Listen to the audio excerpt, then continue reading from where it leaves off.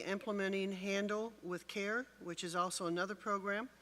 It is a work in progress, and more will come out about it once it's up and going on all of our schools. Our head of security and safety for the district, Carter Larry, is heading up a school safety summit that will be held on January 19th in the Joliet area. Thank you.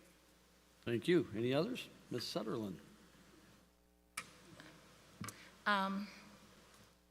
Secretary Sikora and myself were on the Learning and Growth Academic Committee, and on September 1st, I met with Executive Director of Educational Services, grades 6 through 12, Mr. Adam Herdler, and also with Executive Director of Educational Services, PK through 5th grade, Ms. Maria Burgess, to discuss the math and reading results on the Illinois Assessment of Readiness, IAR, and the suite of assessment, SAT. A week later, Secretary Sikora had met with them. These assessments were taken in the spring, and a presentation was given at the last board meeting. And at the September 1st meeting, we met, and Ms. Burgess and Mr. Herdler shared their preliminary presentations, the results of the assessment, as well as the strategies that were being implemented to continue to improve learning in reading and especially in math, since that was the area of greatest concern. This led to more discussion and questions and collaboration of ideas to bridge this gap. We will continue to discuss at subsequent meetings, and will report back at future board meetings. Thank you. Thank you. We have a finance working group meeting tomorrow morning, so we'll have nothing to report on that until the next meeting.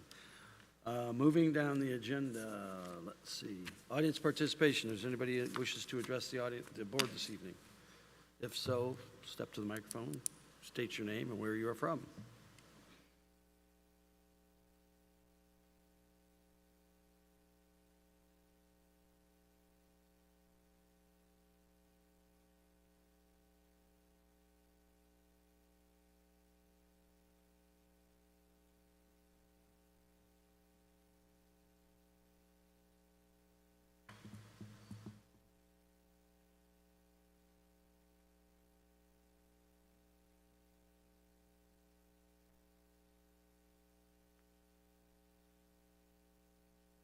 Hi, how are you guys? My name is Latoya.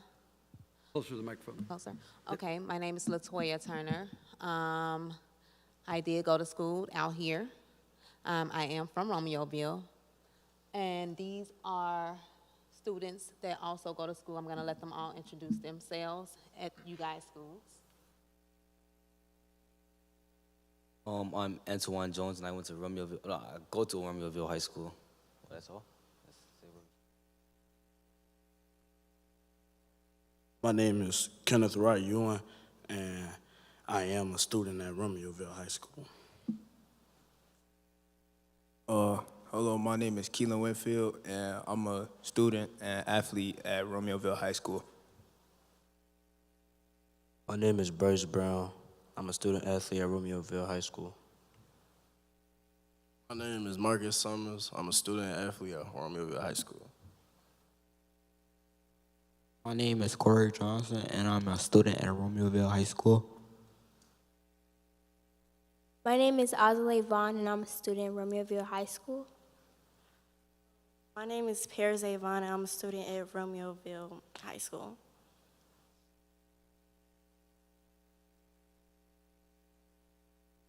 Good evening, all. My name is Michael Childress. I'm a member of the DuPage County Board. I'm also Vice Chair of DuPage County Board. I'm also the Vice President of the DuPage chapter of the NAACP, which covers Will, Kane, Kendall, and DuPage County. I'm also the first Vice President of the state of Illinois for the NAACP. Would you like for me to just go on, or just, okay. My comments tonight are at the beginning of every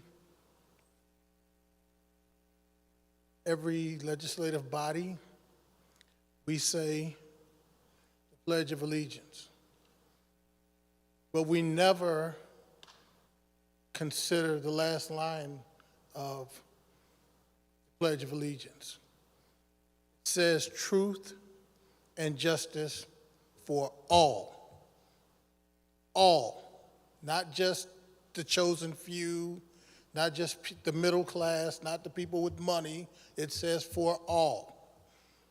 And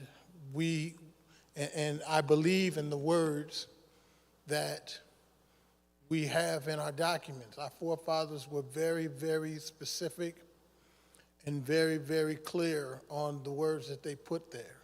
They also say, we hold these truths to be self-evident that we're all created equal. They say man, but I say mankind.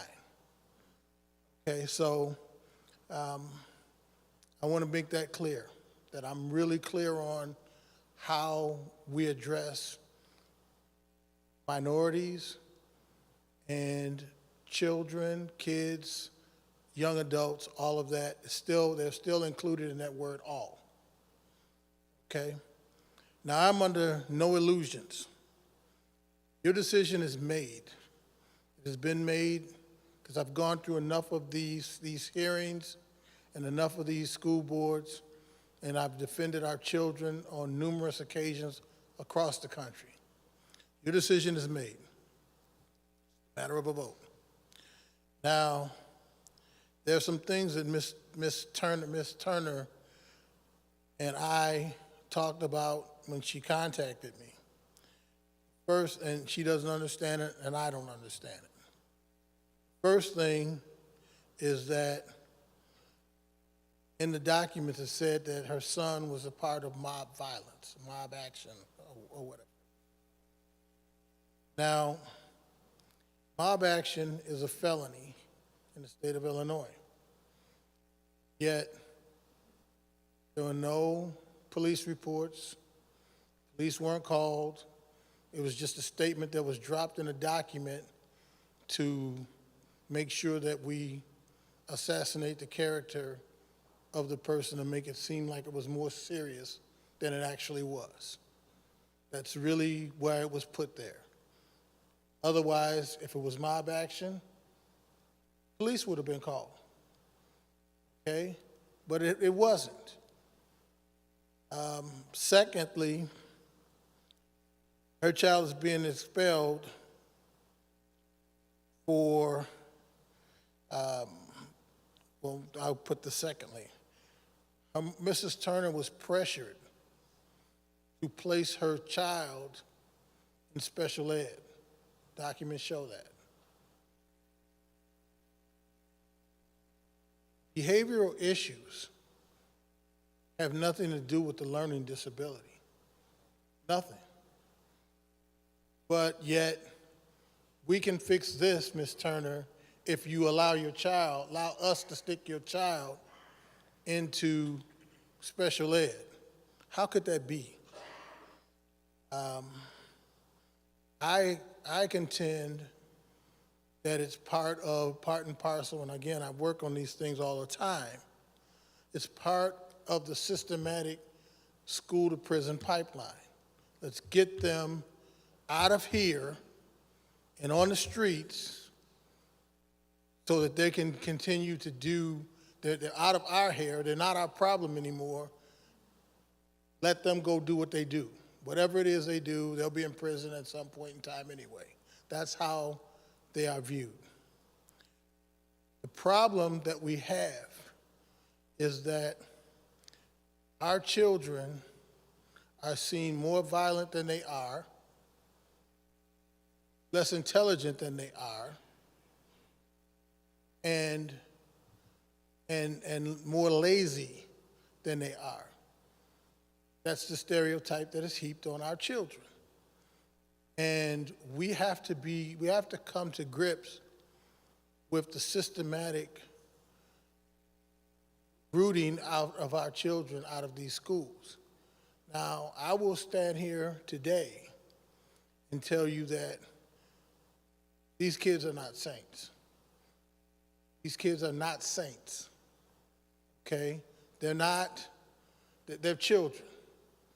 And the question becomes, where does everyday, for lack of a better term, everyday knuckleheadedness get you to a point where you're expelled from a school?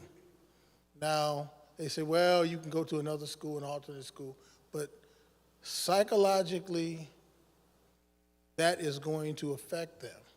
It's going to traumatize these kids for a long time. It not only traumatizes the person, but it traumatizes their peers and their friends, because the message that is being sent is that you're next. One step over this line, you'll be next. We'll be sitting here again, voting again, because the recommendation came down and they were recommended to be expelled. At no time, I'm going to just go on a leap of faith, at no time did anyone on this board get back and say, I'd like to know this kid. I'd like to know what made this kid think. I'd like to know what it is about him that he needs to be removed from our school system because he's a threat to the other school students. A fight that, again, where I come from, I've seen girl fights before. I mean, let's face it. Just a bunch of windmill punching and pulling hair and that kind of thing. It was hardly mob action, but that's how it was viewed and seen. And I understand the handbook has your zero tolerance policies. I've read them all too. So that is something that, again, I'm not here to change your minds. That's not my purpose. My purpose is to let you know that we see you. We see what is going on. We see it from in this school, we see it in other school systems, we see it all across the country, and it's the same thing every single time. You could take this case and put it in Pennsylvania, New York, anywhere else, and the only difference is that the kids that get put under this expulsion generally are black and brown kids. Now, you won't give me the numbers, but I would love to see what your discipline rates are for your black and brown kids versus your white students. And again, I'm telling you right now, I make no illusions about the fact that these kids are kids. They are going to make mistakes. We're the educators.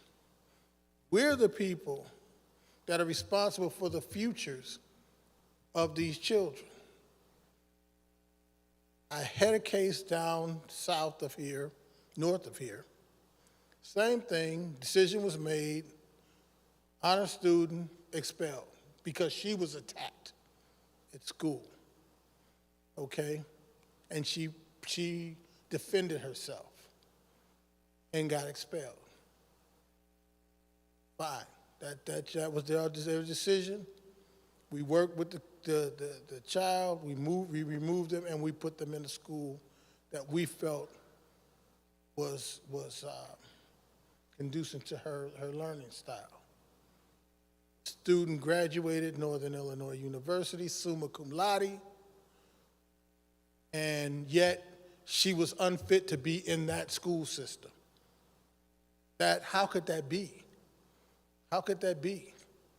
People making decisions for students that they don't even take the time to get to know or get to know the parent. You just see them as gray faces on a piece of paper and say, oh, this is what it looks like, so be it. But each one, these students here, They all have families, they have friends, they have lives, they have futures that as members of a school board, you went out and you campaigned to get elected to this position because you felt that you had something to offer the community towards their education. And yet, you sit here and you say, well, decision was made, we made the recommendation, have a nice life, go figure it out now. Well, this is, for lack of a better term, I'm just going to say it just the way it is. To me, that's a coward's way out. It really is. You know, because it takes strength and fortitude to work with students. Okay, I grew up on the west side of Chicago, in some of the toughest areas around. Yet, as a matter of fact, I was born at home. I wasn't even born in a hospital. I wasn't even born in a hospital.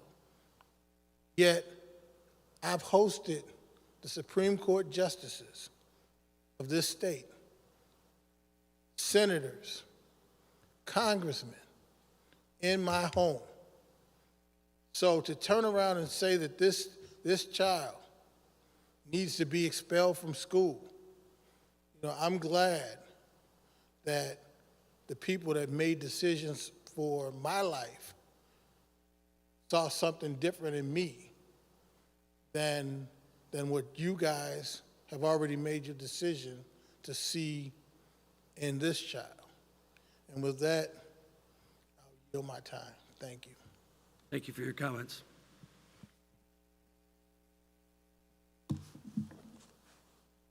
So I am the mother of Corey Johnson, the student that's up for expulsion.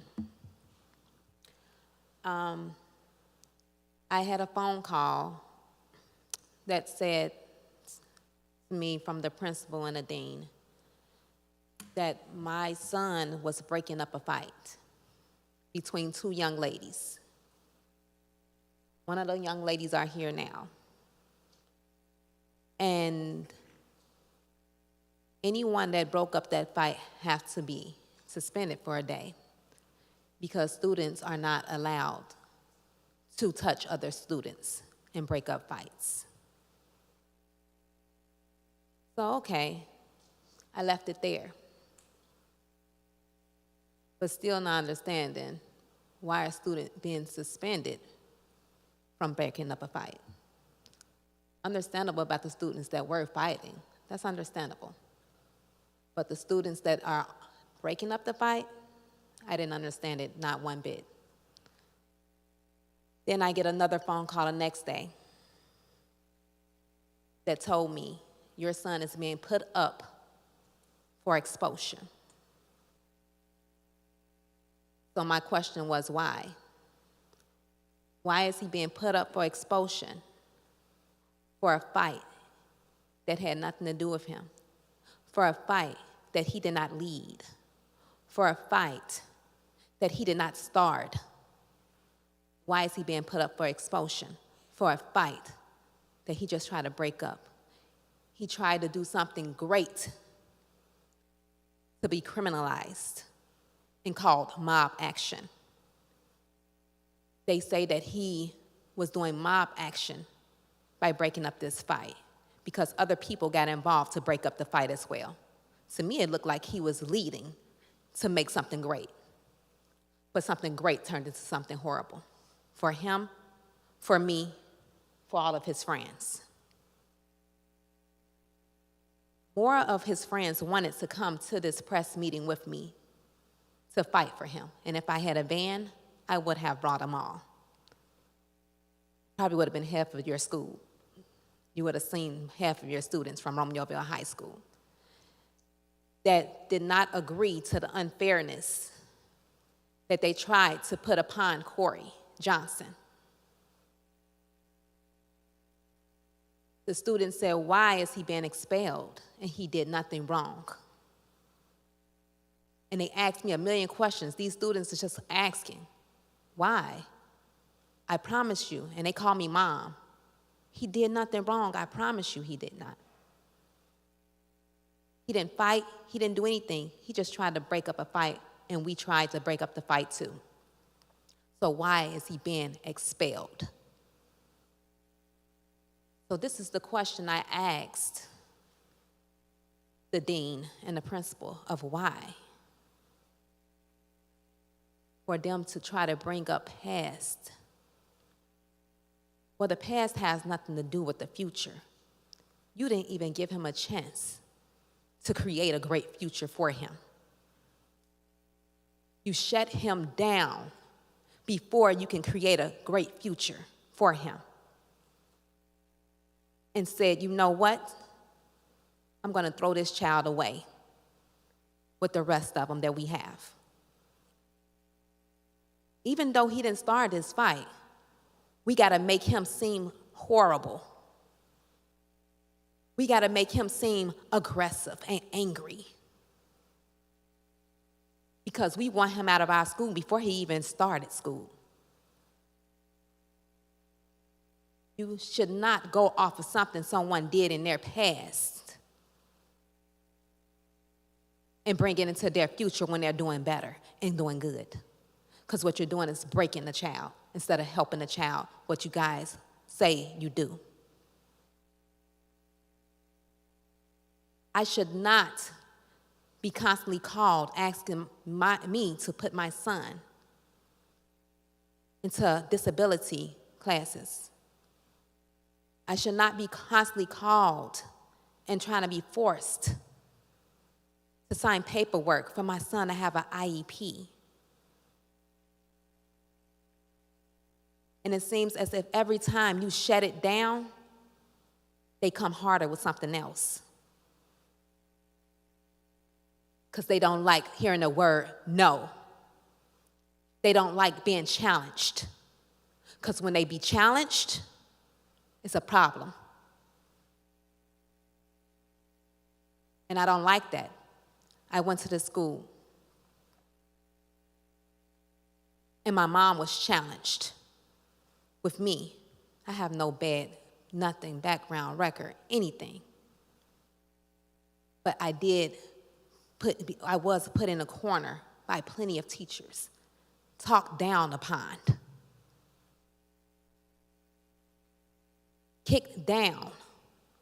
But how I made it out, and I'm going to tell you guys this now, how I made it out, because I had very few teachers that fought for me and believed in me. And that's how I made it to where I am now. Very intelligent. Went to paralegal school, didn't finish yet. It's a lot of work dealing with children, trying to go to paralegal school, and also trying to run a business for empowered women, to empower women that's been in abusive situations or relationships, to empower children that's been in abusive relationships or in abusive situations. My business was approved out here. And all I want to do is help people. But it comes from a person's heart that they want to help people. A lot of people take jobs for personal reasons. But a lot of people take these jobs because they actually really care. And it's in their heart to actually help and see right and wrong.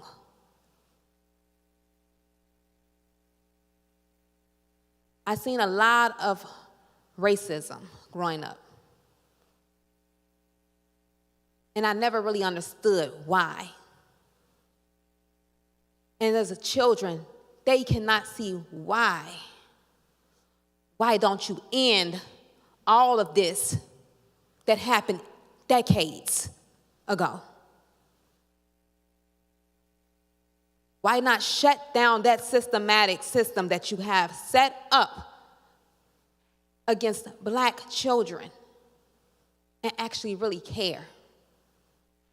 Because when you actually really care, you lead and they do better. if you're gonna lead the right way and not the wrong way.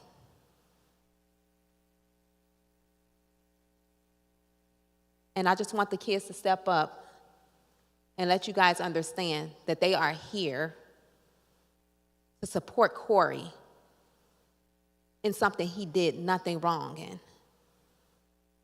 in a situation that he was placed in when he did nothing wrong. And they tried to cover it up by bringing other things up from the past. When we're supposed to be on this one situation, this one subject, how did it become other subjects when it's this one fight?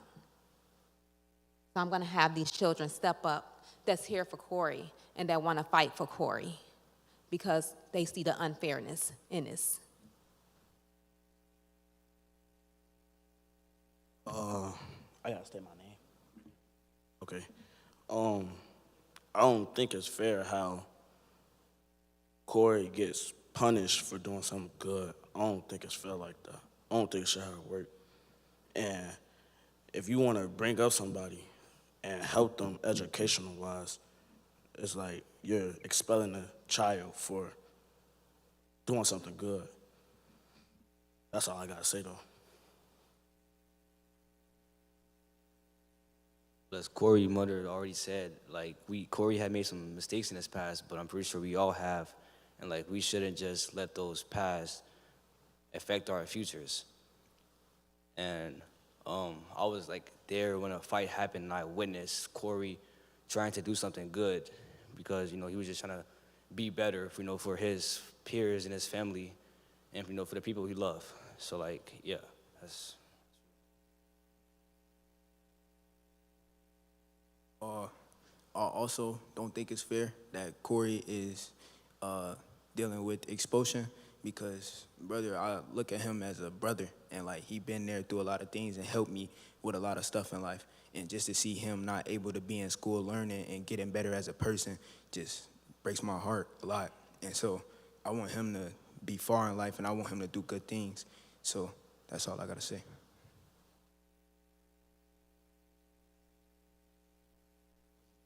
I just don't think it's fair seeing one of my friends, my classmates, my brother, my teammate going through this.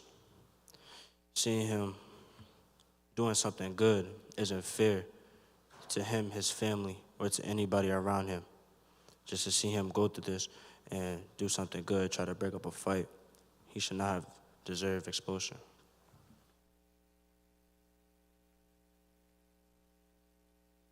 Add on with Bryce, I feel like Corey should get a second chance because we all make mistakes, we all have problems, we all have a lot of things that's going on in everybody else's life. But I feel like something that he was just there for, something that he did not cause to happen, I feel like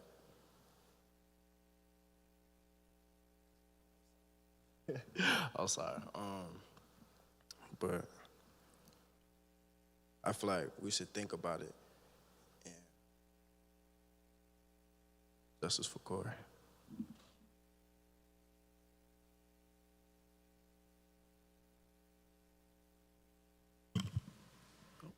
Hi, my name is Miss Vaughn. I'm Juliana Vaughn, first name.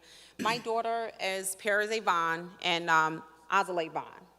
I received a phone call for the same incident that actually happened with Corey. And I was at work, and my daughter called me and stated, she said, "Mom, I'm bleeding." I said, "Bleeding? I'm at work. What's going on?" Paris called me and said, "Mom, I'm bleeding. My fingers are bleeding everywhere." My other daughter, Azalea Vaughn, who is a junior at Romeoville High School, this is her 3rd year. Paris is a freshman. She called me, she said, "Mom, I have patches of my hair that's missing. And my front of my head is bleeding. I'm gonna send you pictures." I said, "Wait a minute, what's going on? I need to speak with an adult. Why are you reaching out to me? Where's the principals? Where's the deans? Where are the teachers? I need someone to speak to at that school that's an adult. Give me 1 minute, let me step off of the floor." because the kind of job that I have, I do work for the city of Chicago. I work for the aggravation department in O'Hare Airport. I work for the police. I can't just leave my job like that, unfortunately. But to get a phone call from my daughter stating that she's bleeding, me not knowing exactly what happened, me thinking that maybe someone came into the school harming children, maybe someone is, I just don't know. I was just so upset, I was hurt, and I actually spoke to Nicole M. Nicole M. stated to me that she was in the office with my daughter, Perzay. Azalea was in a separate room from her sister.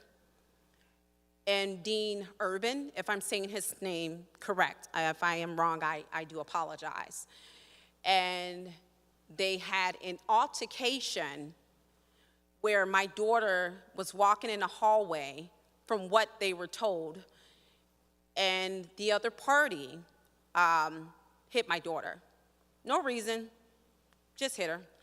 I said, okay, my father is on his way. My father is 79 years old, but I'll make sure that my father can at least come. He may not be able to come within 10 minutes because he is older. My mother is older as well. They're senior citizens. But I can't make it there fast. I'm about maybe an hour and 10 minutes away. I rushed to the school. By the time I got to the school, I was told that my daughters have restrictions. Restrictions that everything is being taken away from them as far as activities. They can no longer go to homecoming. They can no longer go to any games. Anything that's being activity-wise within the school and out of the school is being taken away. And the response was, because your daughters had an altercation at school that's very violent. I said, violent? Explain to me what happened. Is it possible if I can see the cameras? Oh, well, we don't have the cameras. The cameras don't see this side. It doesn't see that side. I said, wait a minute. We need to schedule a meeting with these other parents, maybe the students, that's come together and try to see what can we do so this will not get escalated. As everyone know, when kids have altercations, especially now, the year 2023, things get very violent sometimes, depending on the children. Everyone doesn't have support. Some kids are raised, not with their real parents. It's just a lot. My question is, why is my daughters, Perzay and Azalea Vaughn, having restrictions on them not being able to be active? We're talking about my daughter, Junior. She's in honors. Freshman year, 8th grade year. My daughter, Perzay, freshman. She's in honors. My daughter is actually leaving Azalea in literally 2 weeks to go visit 4 different colleges. She was accepted already into 5 different colleges. What is the problem? Why is it that her being in an altercation with someone physically accusing them of being inside of this party, of this whatever, Snapchat, TikTok, Facebook, Instagram, she's accused Perzay and Azalea Vaughn of being these cruel kids. Why? Why can't my daughter go to homecoming? It's her freshman year, whether it's freshman, sophomore, junior, or senior. Why is she being punished? She's not a criminal. She doesn't have a background, neither one of them. I'm just trying to figure out why. I can't really say it's a race thing here because we're biracial, by the way. A lot of people don't know that. My daughters are mixed with Italian. But in their eyes, they probably say they're black girls, not knowing that my daughters speak 4 different languages, not knowing that their mother speaks 4 different languages. Why not support these kids and come together and try to figure out something where they can be more active in school. Why do you want, my kids were actually out of school for 7 days. And I was told from Nicole M., we haven't punished them yet, but by them being out for 7 days, we may come up with a solution by then. Are you serious? I received a text message from her today.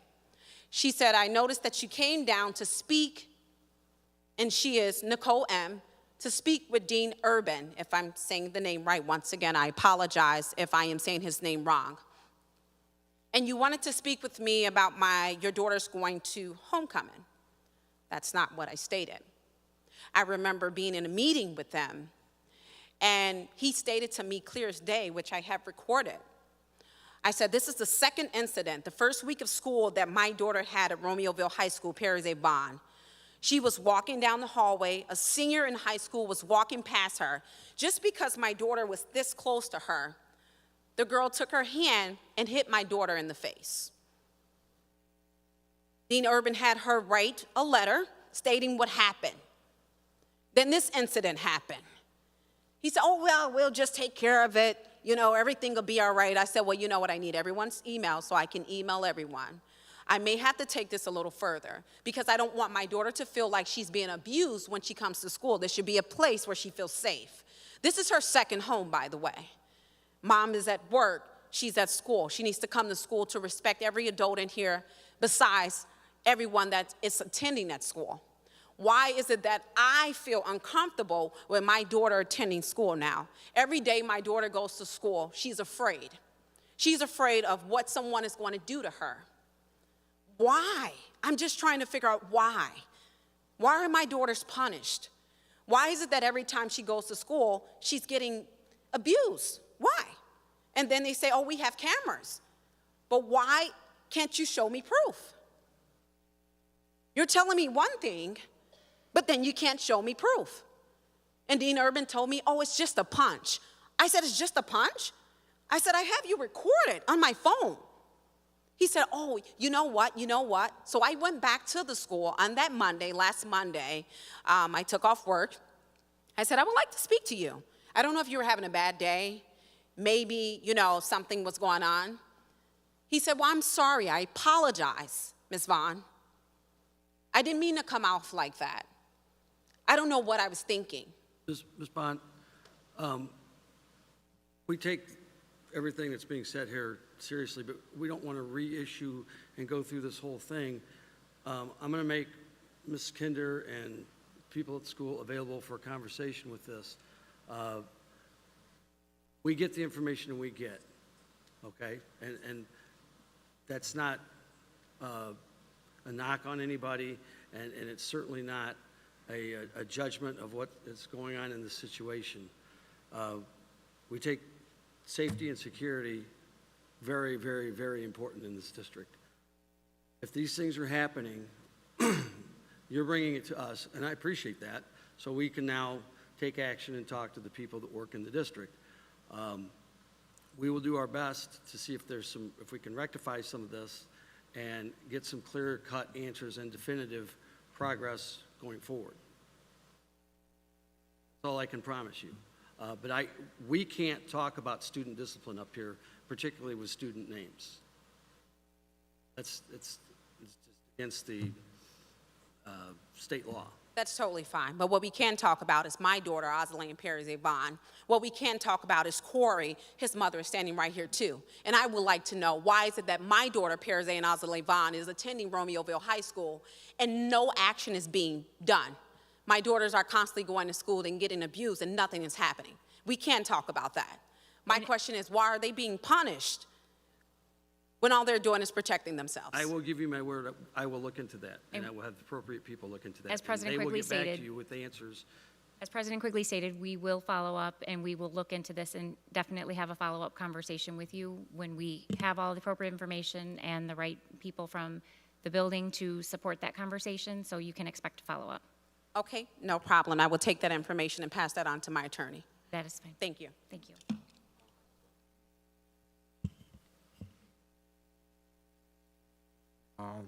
As y'all know, my name is Corey, and I was in the altercation that happened at school. And what I didn't understand was when I had the meeting, they was like, we want you to have safety. And what I asked was, I was like, if you want to have safety, why are you still letting the same students still go back to school? And they couldn't give me an exact answer for that. And my grades have dropped to all Fs. I got all Fs. I was on the football team for Romeoville Spartans. And they gave me a tutor, but the tutor not helping me. So that's all I had to say. And thank y'all.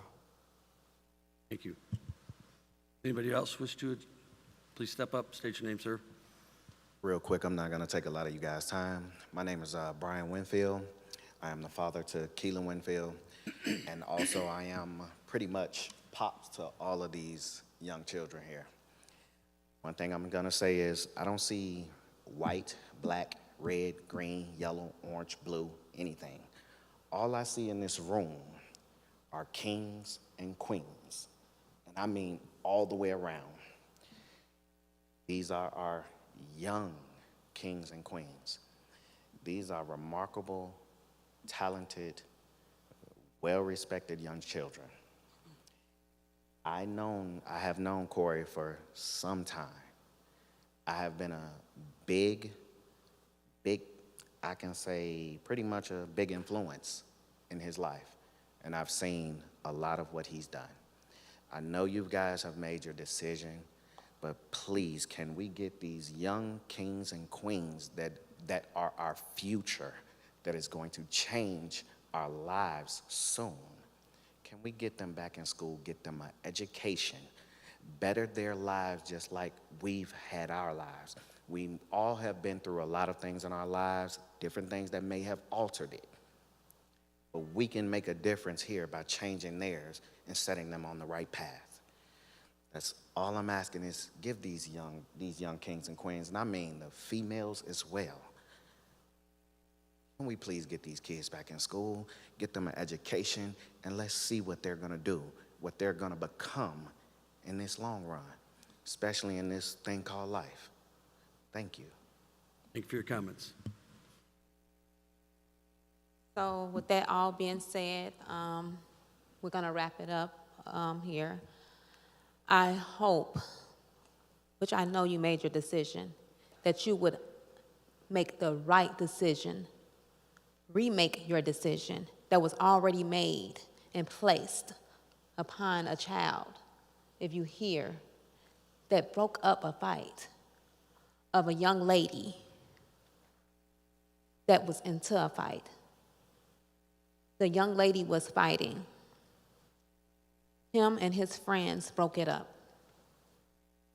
So why do he have to be punished from being the great young man that he is, from making change, from trying to make change, from trying to be great?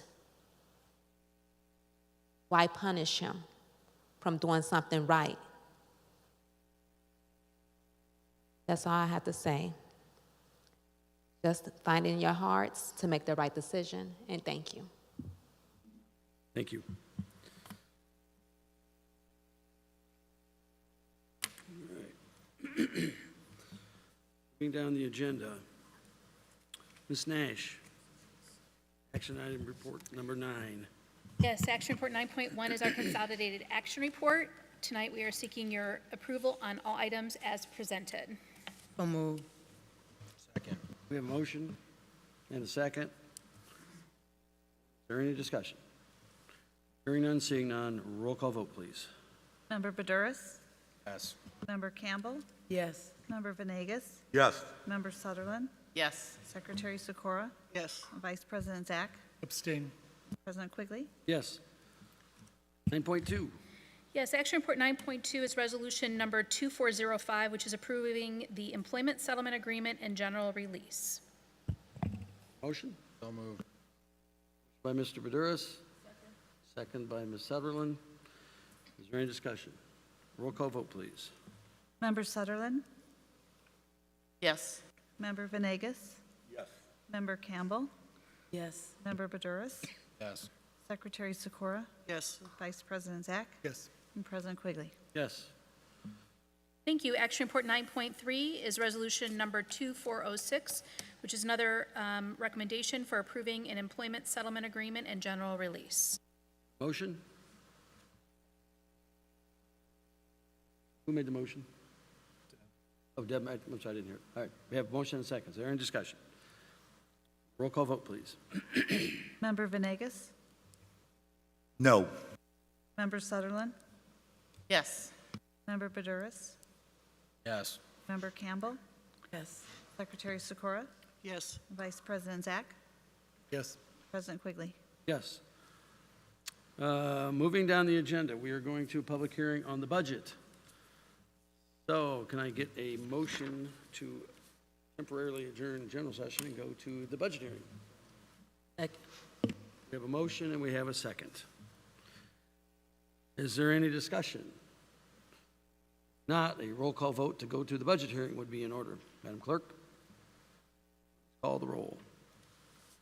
Member Campbell? Member Venegas? Yes. Member Sutherland? Yes. Member Badouris? Yes. Secretary Sikora? Yes. Vice President Zach? Yes. And President Quigley. Yes, motion passes. Mr. Renich, if you would please, sir, give us the overview of the budget that we have rolled out a month ago. Yes, we've had it on display for 30 days, that's correct. So tonight, we're presenting the proposed tentative budget for 2023-2024. We've named this presentation Making a Grade because I believe that you can't have a discussion of the budget in isolation, but rather how the budget's going to support instruction and the learning. So this is a letter that Superintendent Kinder and I have put together that is to our community and to our Board of Education. And Valley View District 365 is proud to be a community that values its education, its children, and its future. Tonight's presentation will continue our conversation about fiscal accountability and a budget that supports every learner every day. We hope that this presentation will put into perspective the facts and figures of where the district gets its revenue from and where those funds are being expended. So Superintendent Kinder and I hope that after this presentation, you will see that District 365 truly is making a grade.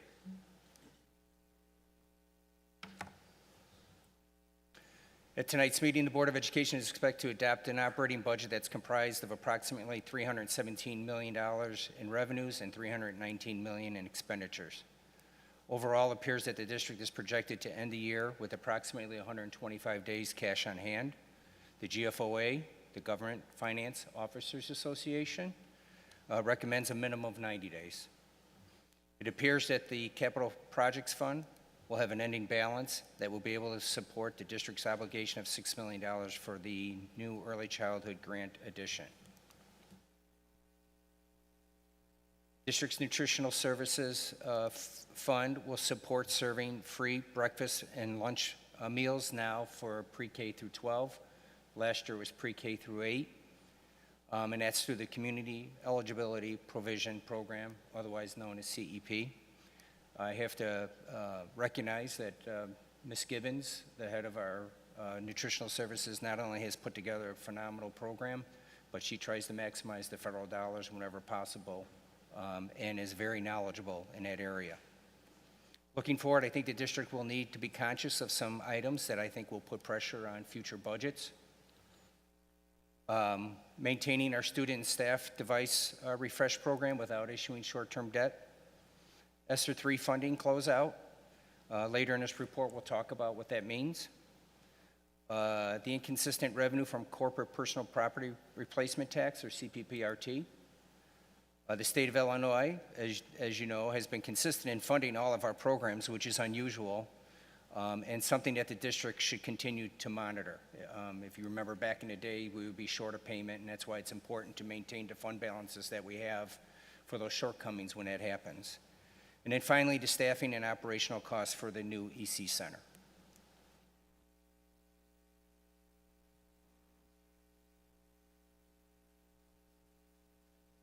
Sorry.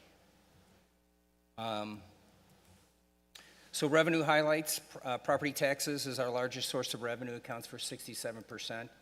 I think the main driving point of this comment is knowing that CPI was at, which is the Consumer Price Index, at 6.5%, but we're capped at 5%, so we always are struggling to make up that difference when the cost of goods sold and other items are costing more than what the district can levy at. Corporate personal property replacement taxes largely varied from year to year.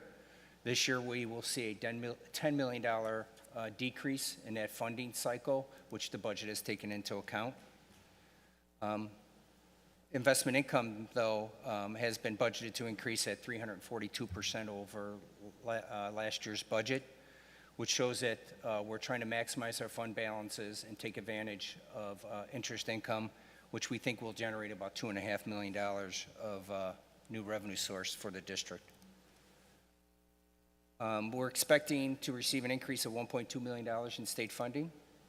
And then, as I mentioned earlier, the budget will experience the phase out of ESSER 2. And this is the last year of ESSER 3, which has been budgeted at $14.5 million. Some of the budget items include operational costs, more specifically salaries, benefits, and ongoing subscriptions. Expenditures, very quickly, some of the highlights.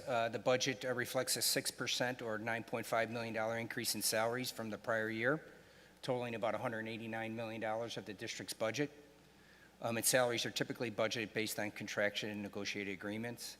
The budget will also accommodate a 13% in health care costs, or $4.5 million, which is derived from expected claims and administrative fees. Investing in 21st technology. This is one of my proud moments to talk about the budget, that the technology department and Mr. Gilmore has done a phenomenal job in developing a 4-year replenishment strategy plan for our student and staff devices that will support of a 4-year replenishment plan. So what that means is a student, 1st, 2nd, 3rd, 4th grade will get a new device, 5th, 6th, 7th, 8th, and then freshman, sophomore, junior, and senior year. And listed below are all the items that this budget is supporting to support this initiative. Within the same context, the budget was prepared to eliminate short-term debt of $2.6 million, which was primarily used to purchase our devices. If we had followed the past practice, we would have had issued $5 million in debt, which would cost the district about $400,000 in interest. You know, you put that in context, you know, that's 1,000 new Chromebooks that we could buy for our students. So the budget is planned for an expansion of the early childhood program of $16 million, of which $10 million will be funded by the state. A chart that you've seen before. And this just shows that 66% of the total budget is salaries and benefits, which is not unusual for a school district to have. It's very comparable to most school districts. Our sources of revenue. This chart reveals that because of the state funding model, the district has to rely on its local resources for revenue, which is 67% of the total revenues by the budget. This next chart is very comprehensive and very busy, and but I do believe it shows everything that you would want to know about the budget, where each fund is spending money and what each line item. What I want to highlight is the ESSER 3 money in the budget of $14,563,826. Second thing that I just want to highlight in this page is that the district is in a deficit spending of $2,581,572 in the ed fund. But finally, as I mentioned before, the district does have 126 days of cash on hand, which is an indication that the board has been good financial stewards of the taxpayers' money and put itself in a pretty good position. This is a chart that you've seen that just shows where our fund balances lie by each fund. And the education fund is the largest fund. It has the largest fund balance, which is not unusual because it has the largest expenditures and revenues. This next chart is a 10-year history of our fund balances, which I think is really important to look at and understand. What I put together is a trend line that you can see there that shows that our fund balances have been on an increase over the last 10 years, which is a good thing and a positive thing that the district has done. But with that being said, we do see a decline in our fund balance with this budget this year, but I think it's important to point out that why did that fund balance drop? Well, we took $6.5 million last year to fund the R.C. Hill addition, which is good practice, right? That's what the fund balances are there for, to help support our schools and to purchase capital items to improve the learning for our students. $2.6 million to pay off that short-term debt that I talked about earlier. And then the budget shortfall that we have of $2.5 million on the budget. So I thought it was important to speak to that and recognize that. But in the end, none of these numbers mean anything unless we show what they're spent for. And the money is well spent. All these numbers shown on the previous page and revenues and expenditures don't mean much without the relationship to our learners, our families, and our staff. Every budget decision we make is tied to educational and support needs and outcomes of our students to more affect our mission and support every learner every day. So instruction takes top priority at our district, so I categorize it into these groups, and you can see that every dollar that is spent in the classroom for operation, that doesn't include us cleaning that classroom, it doesn't include feeding the children, it doesn't include transporting the students to class. These are dollars spent directly into the classroom or supporting those services. So in end, I always try to have an analogy, and if you don't mind, I'd like just to read this to you. Conclude with this slide. This winter, we witnessed the Olympic Games that brought stories of hope, inspiration, and perseverance that demonstrated through these games. Summer or winter, every Olympic game brings together a group of hopeful and talented athletes that are competing to be the best, striving to excel in their sport and proudly represent their nation. Valley View 365 is a proud team that works diligently every year to create an exceptional educational experience for our students. We work together as a team to provide a safe environment for our learners with the best curriculum that would prepare them for the next round of their educational careers. While all these athletes experience challenges, the district has also experienced obstacles, such as decrease in funding, ever-rising costs, and a changing in technology. But despite this, Valley View School District 365 has demonstrated outstanding financial practices. For the 7th consecutive year, we are going to earn the highest rating and financial recognition from the Illinois State Board of Education, and we are still continuing to maintain a very strong bond rating. We present this budget summary knowing we are making the most of our community's dollars while training our own educational Olympians.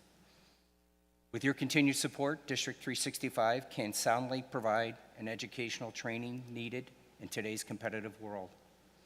We will always strive to produce outstanding learners and proudly call them graduates of District 365 as they continue to excel in their educational journey and go for their own goal. And I just want to thank the Board of Education and the Finance Committee for their guidance and always their discussion and always supporting the initiatives that we need for the district. I'd also like to recognize Lindsay Janata. This is her first year of putting the budget together in replacement of Joanne, and she has done an absolutely phenomenal job and using technology and her knowledge to help prepare this. Superintendent Kinder, we've had countless discussions and has been very supportive and really understands the intricacies of the budget and has really helped guide those decision-making processes. And then senior leadership team. So with that, I could take any questions that you might have, that the board might have. Anybody have any questions of Mr. Renich on the budget? I just, well, before, real quick comment. The 2.5 is one of the things the deficit, it's one of the things we're going to talk about tomorrow, but just in general, we've had good years, we've had bad years, we started recovering. I'm very interested to see how the interest rates recovery is going, if that continues on with our investments, because hopefully there might be some room in there to close some of that gap as well without having to do anything essentially different. I'm sure you'll be keeping a very keen eye on that, as will the treasurer, so. Yeah, I think it's really important that we try to maximize any opportunities that we have before trying to and reduce any expenditures. And if that is, and you bring up a good point, if there's a way that we can maximize our interest income, develop a better cash flow system, and take advantage of the higher interest rates, I can assure you that that's one thing that we're looking at very closely, so. Thank you. Yours? I have a question for you, John. On slide number 6, it says, the budget will experience the phase out of ESSER 2, and this is the last year of ESSER 3. Does that mean, are you referring to the phasing out of the ESSER funds from the government, or are you referring to phasing that out of our budget, where we're not going to be spending that money anymore? So that was the phase out of ESSER 2 funding that the district is no longer receiving. So the budget doesn't incorporate this year, and we have ESSER 3, and ESSER 3 will be ending this year too. Expense those expenses out of the budget, or we're going to have to find a way to make up $14.5 million? So we phased out ESSER 2 out of the budget, so the budget no longer shows any expenditures or any revenues for ESSER 2. ESSER 3, we're still receiving $14.5 million. It's projected to receive that, and we have expenditures associated with that, which we talk about that we're going to have to look at for next year. And those are part of the conversations that Dr. Kinder and I have had great lengths at, and that the leadership team will continue to work at and develop and address. And Member Baduras, to expound on that a little bit further, we are actively working on the strategies, and have been obviously since the ESSER funds came into play, that will reduce expenditures, shift expenditures, identify another funding source, or make room in local funds through other shifts or reductions. So it is a pretty complex process, but we've been actively working on it for quite some time. I recently, as of actually last Friday, shared an overview with Vice President Zach and President Quigley, and these will be conversations that we'll be having in Finance Committee, and I assume in the subcommittee as well, which you are liaison to. So we definitely have our eyes on that and are actively working on how to best go about that while still maintaining a high level of service and support for our children, our families, and our staff. Mr. Zach. So I have a couple questions. The first question is, when the state comes to their shortfall on the money, and when the federal government comes on their shortfall of the money to us, we could go back and we could amend this budget to make the cuts needed. Am I correct or wrong on that decision? Board of Education always has an opportunity to amend the budget if so needed.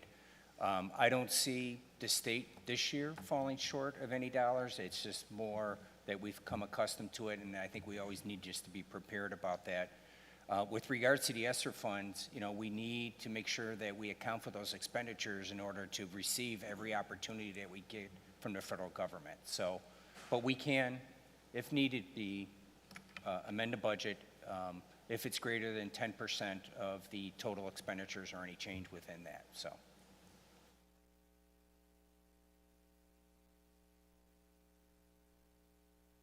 All right, if there are any comments from staff on this? Comments from the public regarding the budget? Seeing none, hearing none. Can I get a motion to go back into regular session? Motion and seconded. All those in favor say aye. Aye. Oh, do I need a vote? I need a roll call vote, please. Member Campbell? Yes. Member Venegas? Yes. Member Sutherland? Yes. Member Baduras? Yes. Secretary Sikora? Yes. Vice President Zach? Yes. And President Quigley? Yes. Mr. Renich, if you would, please. For the next item, 10.2 resolution, the administration is recommending Resolution 2404, adopting the budget for fiscal year 23-24 for your approval. there a motion? Second. We have a motion and we have a second. Mr. Badouris made the motion. Is there any further discussion? Not, a roll call vote would be in order. Madam Clerk, if you would, please. Member Venegas? Yes. Member Sutherland? Yes. Member Badouris? Yes. Member Campbell? Secretary Sikora? Yes. Vice President Zach? Yes. And President Quigley? Yes. So that's one of the biggest things that the school board does is pass a budget, and we will give our word that we make it a diligent effort to make that a balanced budget or as close as we can. As you can see, we spend several hundred millions of dollars of the people's money, and we take this job very serious, and that the diligence and the money that goes into the classrooms as best we can. And we also take pride in the facilities that we have, that these buildings that you're in, some of them, this is a newer one, but some of them are not new, but they are well maintained. And these facilities belong to the public. They're not just for kids in school. People who have different events use them, and we take great pride in the facilities that we provide in our district. Moving down the agenda, we're at action report. Ms. Kinder.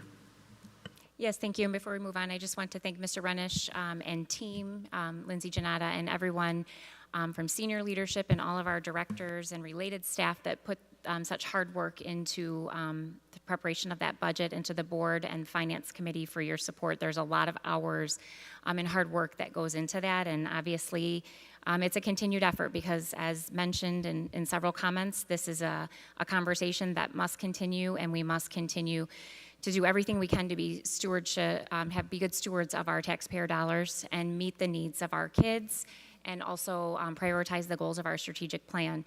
And so as it comes down to what that is going to look like next year and in the upcoming years, how we are maximizing efficiencies inside of the district from every sense of the word in terms of operational efficiencies and others, tapping into seeking new funding sources, which we continue to do.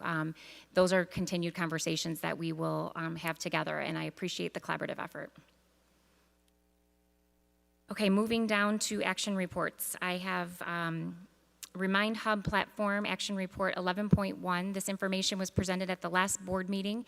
We are seeking your approval this evening for this Remind Hub as a communication app for VVSD middle school, high school, and STEP staff, students, and families for an estimated cost of $33,740 to be paid by grant funds. Information was presented at September 11th, and I'm seeking your approval based on the information provided. So moved. Second. All right, motion and a second. Is there any discussion? Hearing none, seeing none, roll call vote, please. Member Sutherland? Yes. Member Badouris? Yes. Member Campbell? Yes. Member Venegas? Yes. Secretary Sikora? Yes. Vice President Zach? Yes. And President Quigley? Yes. Moving down the agenda, Ms. Kinder. Action Report 11.2, Student Due Process Cases A through D as presented. Is there a motion? So moved. We have a motion, we have a second. Is there any discussion? Roll call vote, please. Member Badouris? Yes. Member Campbell? Yes. Member Venegas? No. Member Sutherland? Yes. Secretary Sikora? Yes. Vice President Zach? Yes. And President Quigley? Yes. Superintendent information reports.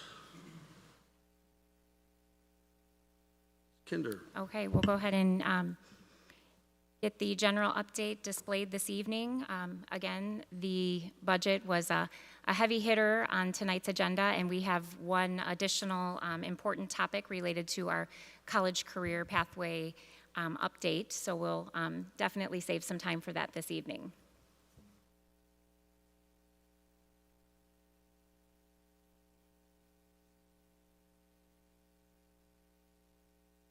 Okay, as we are getting set up, and we're going to advance the slide here to the next one.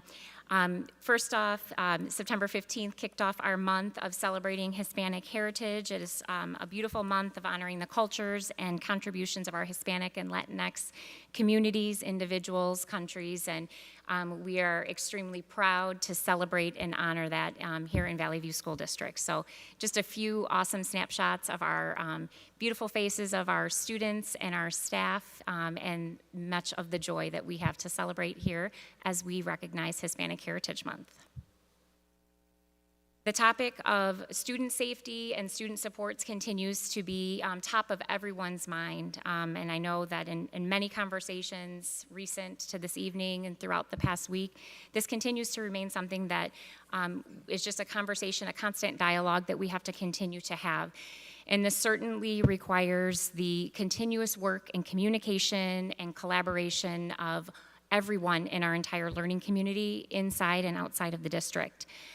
We will be sending a brief update to families tomorrow, just related to some of the safety updates and reminders of things that are going on in the district and the efforts that we are taking to be proactive in our efforts in terms of supporting physical safety and then also supporting student and individual needs. And many of the aspects related to the physical safety that are connected to that. In the last week, we've had debriefs with our community partners and law enforcement partners related to community incident and safety response, proactive planning, and as well as our crisis response, and constantly working to improve our communication and collaboration with an incident of any magnitude inside of our communities, and we've certainly experienced some of a great scale. That communication and collaboration is critical.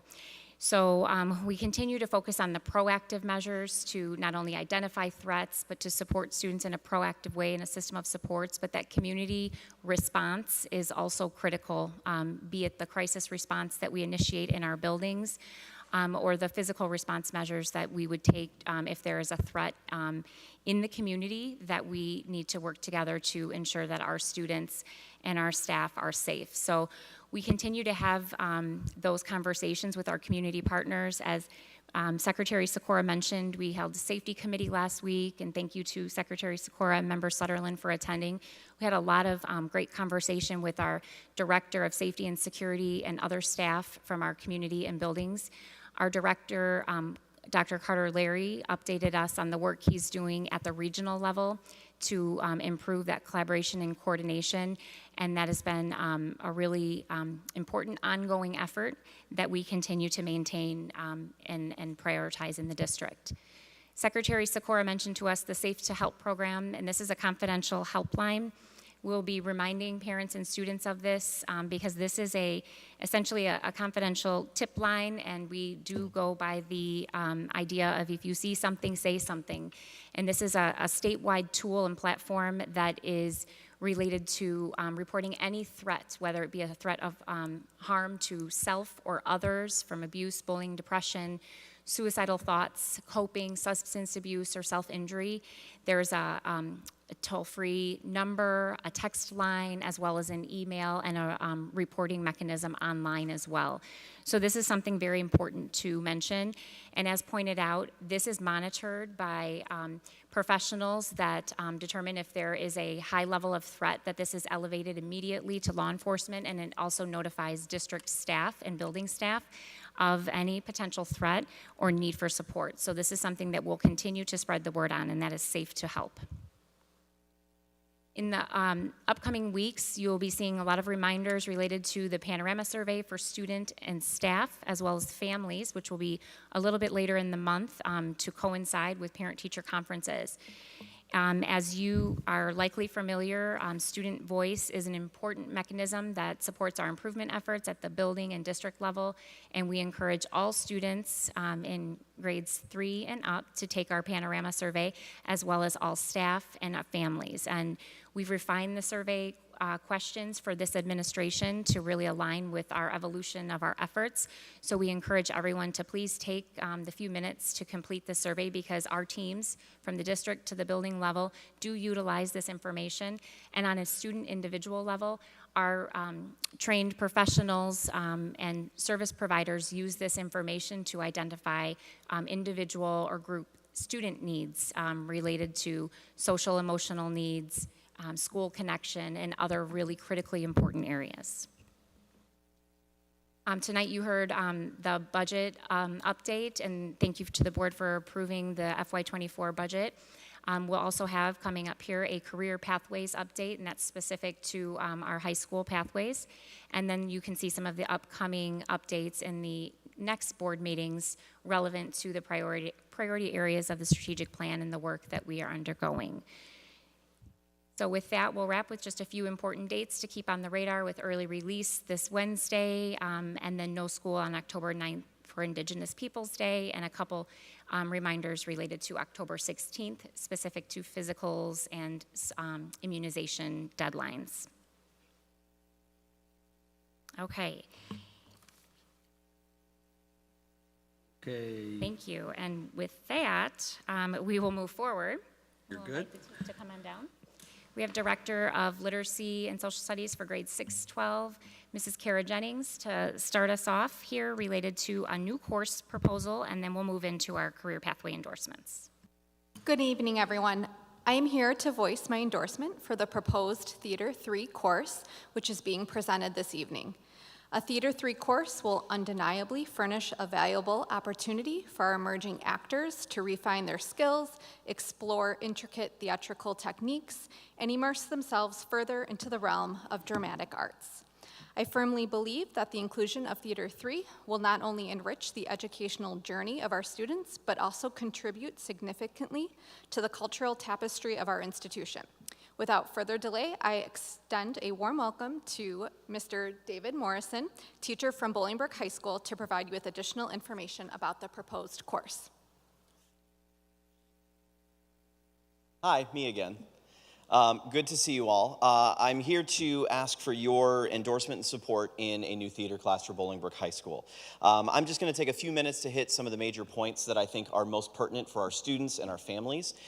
Theater Arts 3 would be representative of a new step in the growth of our theater curriculum at Valley View.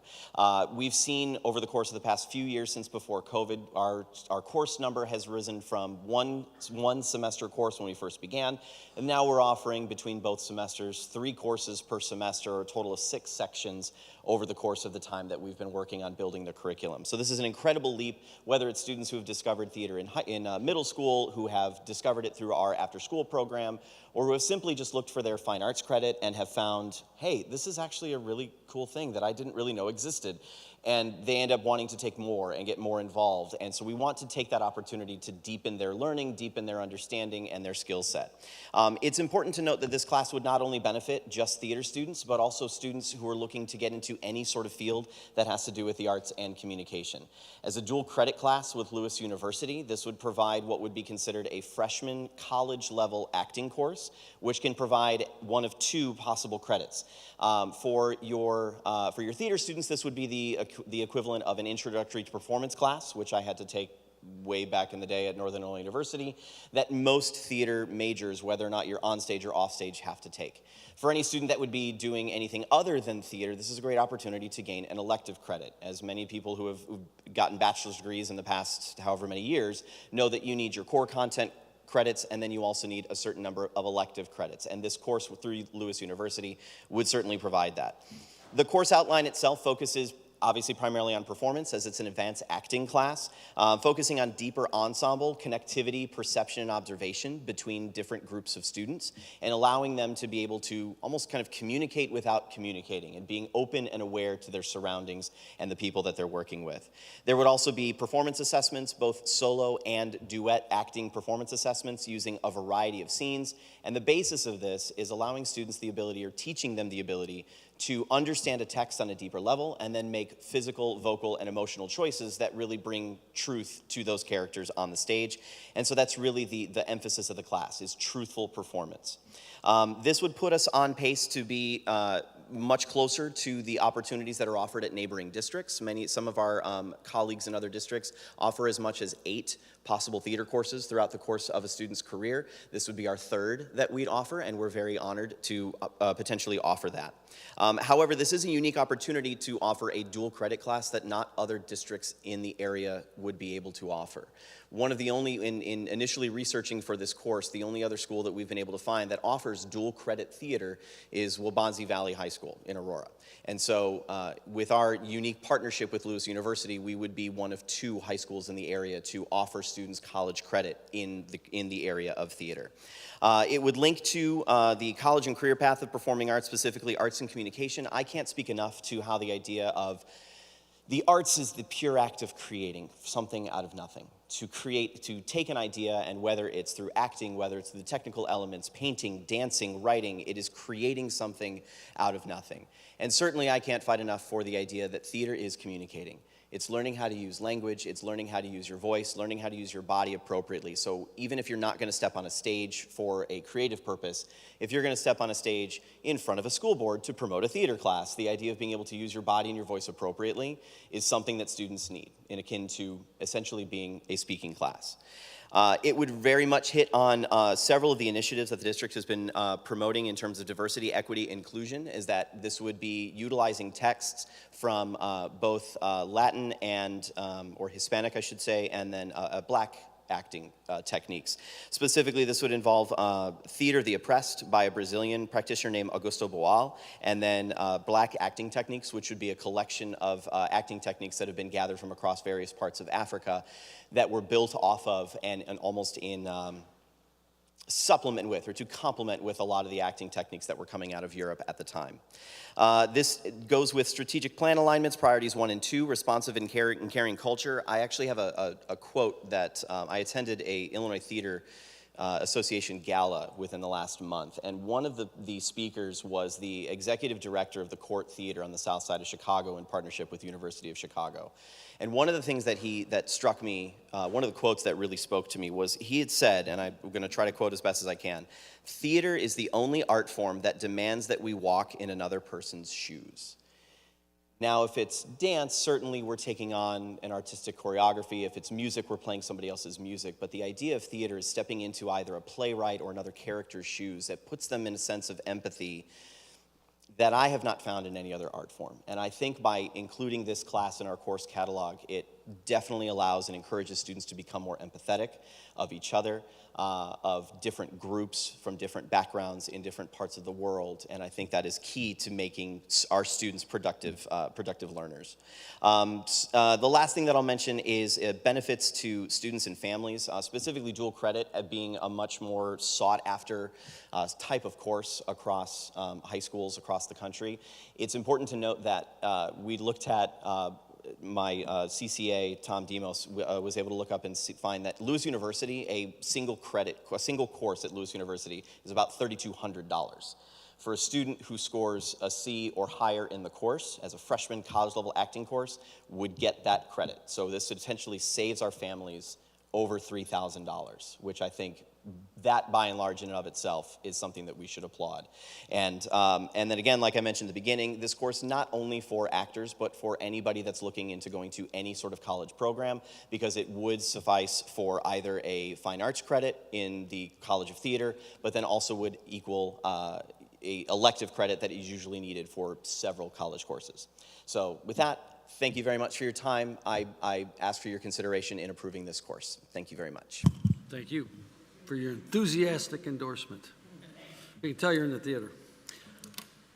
Thank you, Mr. Morrison. We are certainly lucky to have your passion and expertise here in Valley View School District, and thank you for representing us on the state level as well and continuing to push us to new heights. You're amazing, and we appreciate you. All right, Mr. Herder, Executive Director of Educational Services 612, to kick us off with our career pathway endorsements and some related new courses in that vein. Come on up. Thank you. This evening, we'd like to present information regarding college and career pathway endorsements, also known as CCPEs. These are high school opportunities for our students. We're going to discuss briefly how this has been set up by the state of Illinois.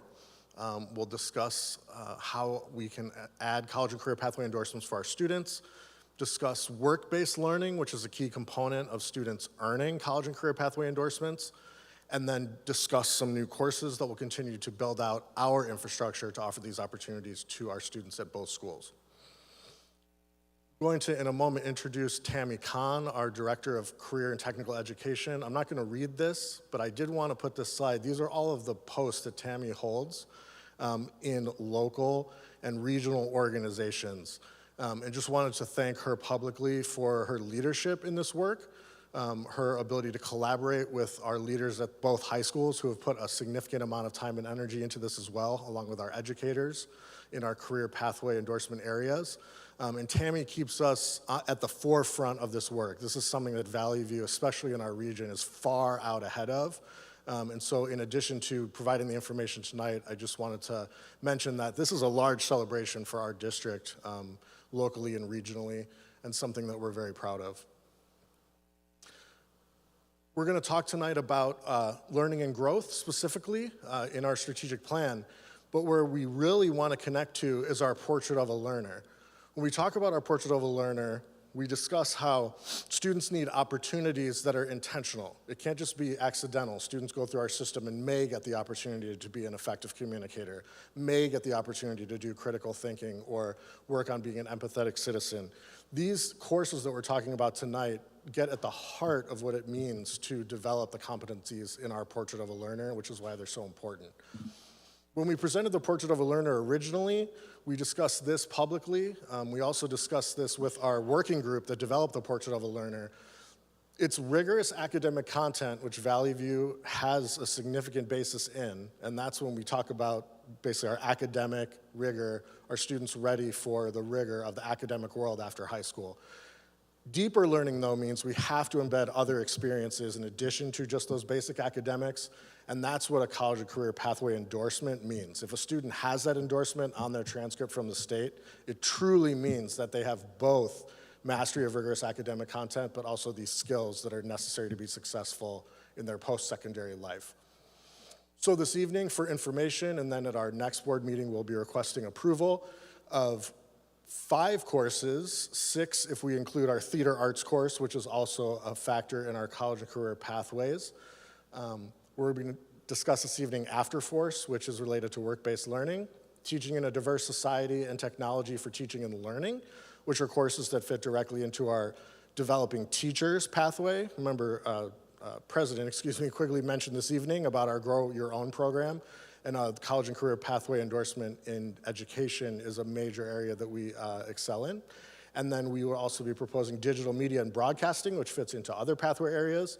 And then finally, while it does not fit into other necessarily the college and career pathway area, we do have an exciting information briefly at the end for you on a new PE course, Walking for Fitness, which we think will round out our physical education opportunities for all of our students.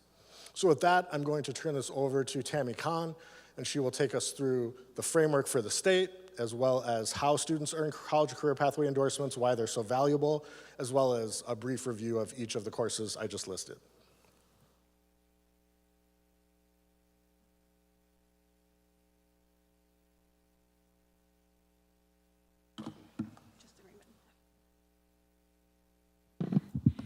Thank you for this opportunity. I promise I'm going to make this as brief as I can for you. The Post-Secondary Workforce Readiness Act, which is the PWR or POWER Act, was passed in May of 2022. It focused on the implementation of the PACE framework, we'll talk about that in a second, and also the career pathway endorsements. There is an opt-out provision that VVSD will not be using, and just to let you know, rulemaking progress it's still ongoing. So the POWER Act basically goes over the it focused on 4 different things. One was the PACE framework, one was competency-based learning systems, one was transitional instruction in both ELA and math, and college and career pathway endorsement. So the PACE framework, the law says by no later than July of 2025, the school district shall adopt and commence implementation of career exploration with activities in accordance with the PACE framework for grades 6 through 12. We are ahead of that. We have already been working, and we've added this into our middle schools and high school through our Future Ready courses. So the framework basically centers around those 3 circles in the corner. So the other is focused on the career exposure, and then red is on financial literacy, and the green is on experiences for our kids. And I just wanted to highlight really quickly what the college and career pathway endorsements, how they speak and feed into the PACE framework.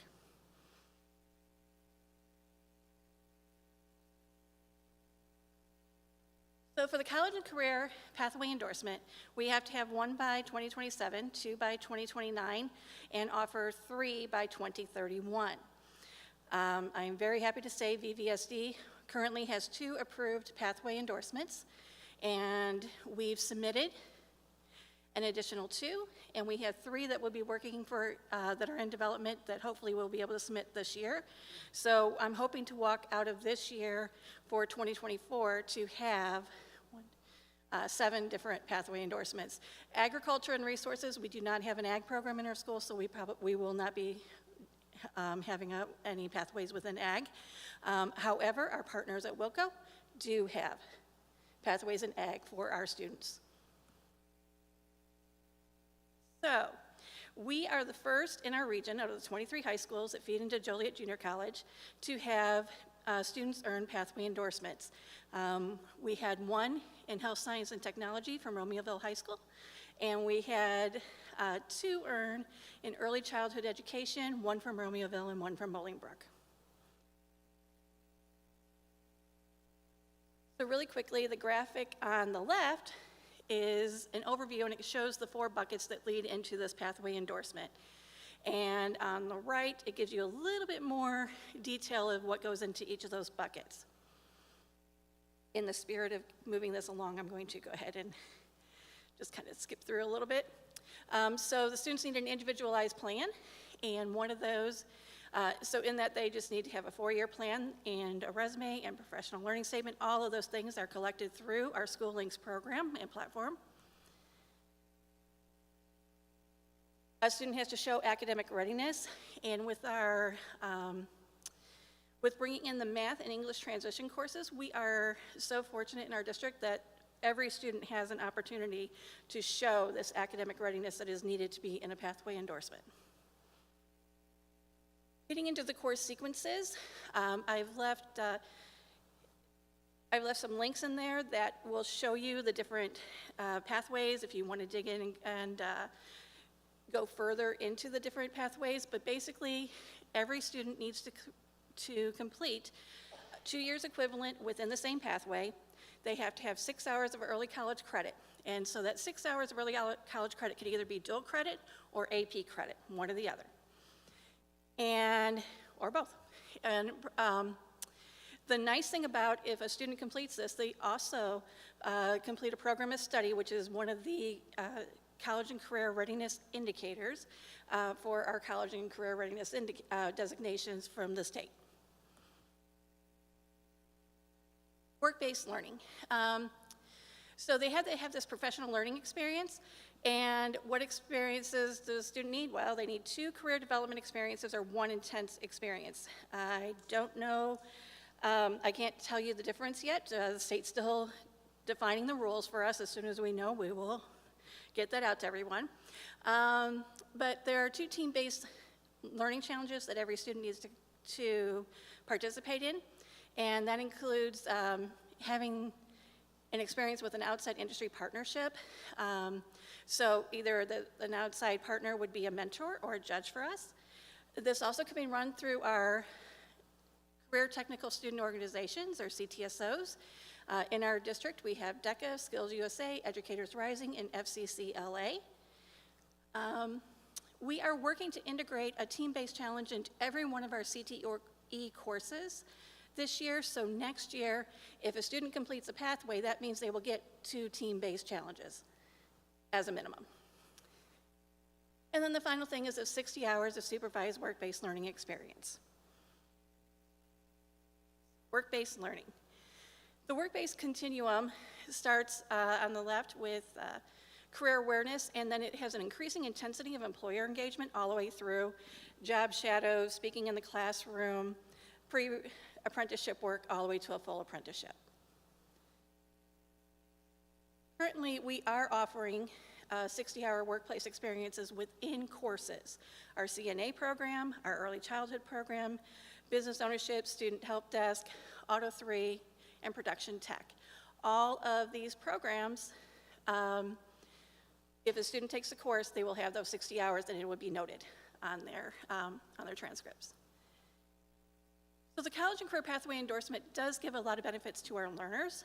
They're going to receive early college credit. There are a lot of scholarship opportunities out there for them, and those we are working to gather for our students and give the information as they finish their pathway endorsement.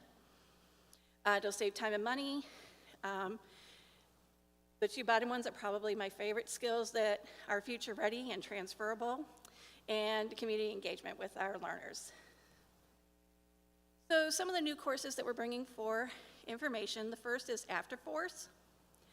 Afterforce is a work-based learning course that's going to take place outside of the school day. So students will not have any class time, will not have any time during their regular school day to work through this course. There's 60 hours across 2 semesters. It's for paid or unpaid, so this includes work, internship, community service, job shadow, and it can be a combination of all of those different things. 0.5 credit per semester. The students will have asynchronous curriculum on the essential employability skills from the state of Illinois, and this will also provide us with data tracking for our college and career readiness indicators. And it supports the College and Career Pathway endorsement by having those 60 hours of supervised learning. In an interest to support our Grow Your Own program, currently we have the early childhood pathway endorsement. We're looking to do a general education pathway endorsement to support our students who want to teach 3rd through 12th grade. So 2 courses we're going to bring forward for this. They're both going to be dual credit. The first one we'll bring next year, 24, 25, and then the second one would be 25, 26 is when we would want to phase that in. So teaching in a diverse society is required by all the teaching programs in the state of Illinois at this point. And technology for teaching and learning is becoming more and more prevalent in the teaching programs. Not yet required, but it's out there, and the students would certainly get credit, and it would help them towards their program. Then the next one is the Arts and Communication College and Career Pathway endorsement. We're very excited about this one because we would be the first in Illinois to offer an Arts and Communication pathway. So for 2024 and 25, we'd like to introduce the digital media and broadcasting. Currently this year, they are piloting this course at BHS with, I'm not sure if anybody has had an opportunity to see the videos that Raider Vision has created. So this is a course where they would actually have time to do the filming and edit and create the video for Raider Vision. But in addition to that, they've already done work for outside for other schools within our district and programs within our district. Dual credit is pending. We're still working with Joliet Junior College on this. There will be 60 hours of work-based learning involved in this. Any questions? I have a couple. First one is, this is state mandated. I assume we're going to get state funding, right? To help out with all, yeah, that was a joke. Don't assume. I like your optimism. So we are not getting any state funding to help us out? We do have the grants, and we have received state funding. We did get a grant for our educational pathway, and we have worked with Wilco to apply for a manufacturing education, manufacturing engineering and technology grant, and we're waiting to hear if we have received the funds on that. So they are offering us some money. More than we ever get. Second one is that last course on the media and broadcasting. Underneath it, it says the credit is 0.5, so half a semester, and then it says can be repeated. What does that mean? So because it is a creative content class where the students are going out and every semester, every class is going to be different for our students because they're actually creating projects and everything is going to be new and they're developing this skill, they will be able to take it again. Yes. Anyone else? All righty, thank you. Appreciate it. And I'm going to introduce Andrea Heil and Mike Odell. Andrea is the PE Driver's Ed Health Content Administrator for Bolingbrook High School, and Mike Odell is the Department Chair for PE and Driver's Ed at Romeoville High School.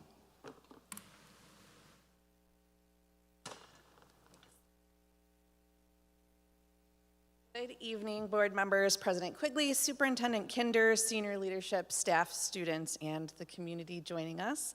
On behalf of Bolingbrook High School and Romeoville High School Physical Education Departments, we are pleased to bring forward information tonight on a new course entitled Walking for Fitness.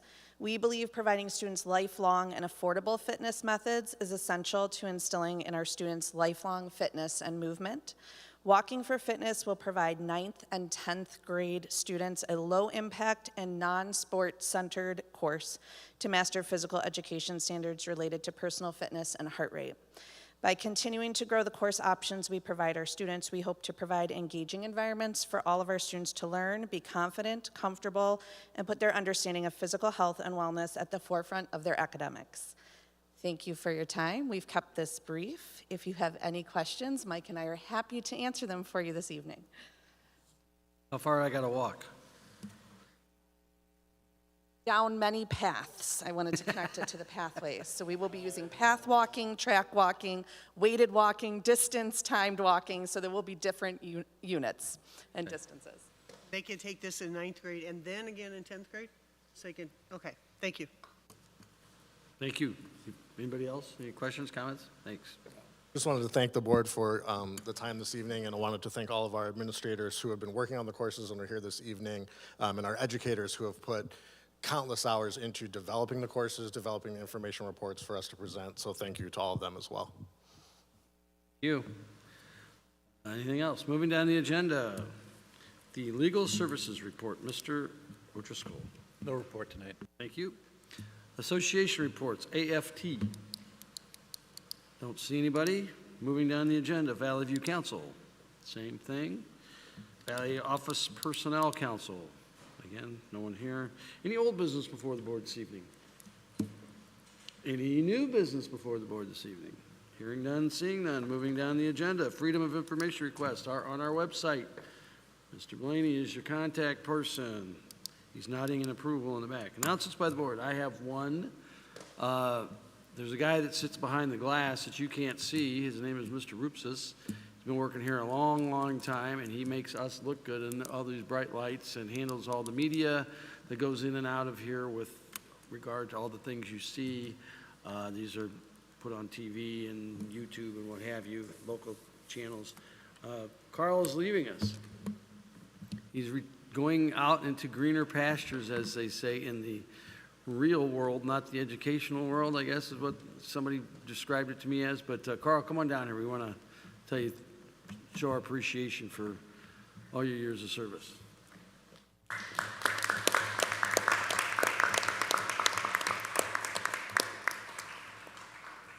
President Quigley, if I may, I want to add on to that. For those who don't know, Carl was a student in Valley View and was working for us then behind the scenes in the technical realm, behind the scenes, making the magic happen for our theater production and programs, and has certainly taken us to new heights with our theater programs and the productions that we're able to produce. The contributions that he's made since the time he was a student until now really can't be measured, because he's a man who has worked tirelessly behind the scenes and built so much into the programs. So Carl shared a little fun fact that he's going to work in an industry with former Valley View students that were once your students, right, Carl? That is correct. Yeah, so that's pretty amazing. It comes full circle, and we are just extremely grateful for everything that you've given to Valley View. And I know you won't go far, because we have your counterpart and educator, Mrs. Rupsis, as well as your two students. So you know you always have a home here, and we know you're there if we need you to. So thank you so much, Carl. Thank you. So we have a certificate here. It says Certificate of Recognition, Board of Education, Valley View 365U, Senior Leadership. Present this to Carl Rupsis, Theater Technical Director, in appreciation for your expertise, teamwork, leadership, and dedication to the VVSD student, staff, administration, and Board of Education. Your time at VVSD has made a significant impact, and I would concur with that 110%. Carl, thank you for all you've done, man. Thank you very much. Yep. Oh, hang on, he wants to do a picture. And we gave him a T-shirt, too.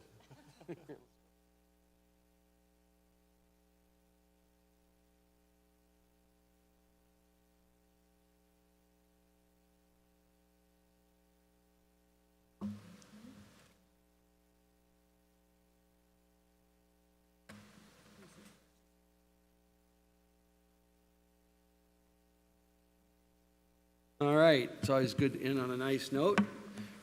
And your predecessor, your whatever, the guy is following you up back there, you guys got big shoes to fill, but I'm sure you're up to the task.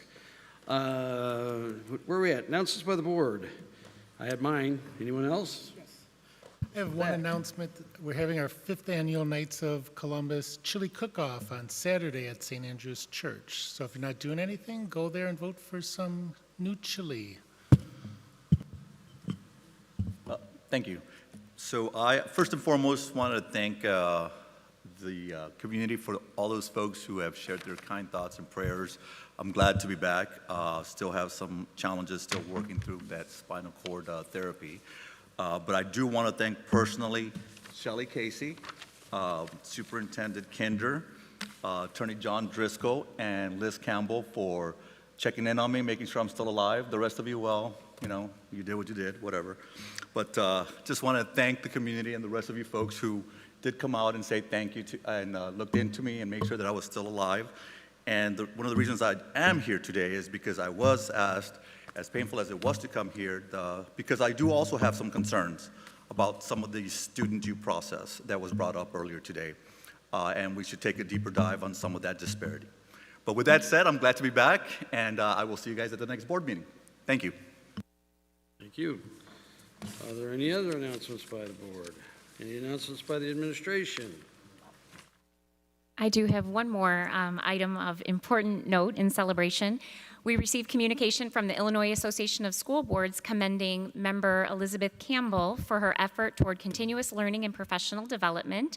And member Campbell is receiving a distinguished level of Legacy Annual Merit Award from the Illinois Association of School Boards, and she will be honored at the upcoming Three Rivers Division meeting in October. And so this is a tremendous achievement that speaks to her contribution as a master board member and her dedication to education and development and being the best she can possibly be in her role. So thank you, Member Campbell, for your commitment and service, and I'll be there to celebrate with you in October. We appreciate you.